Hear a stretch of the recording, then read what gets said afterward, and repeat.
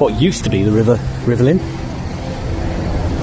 This was created in the early 1950s as part of the Festival of Britain celebrations, and it was a water park.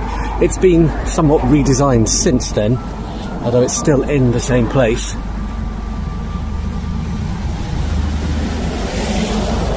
Originally it took its water supply from the river, but I think some changes were made because the whole place was refurbished a number of years ago.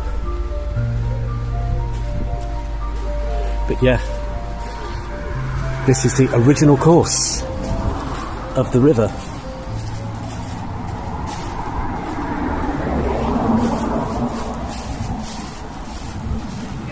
And here's where that paddling pool area ends. Then the river kind of would have gone back on its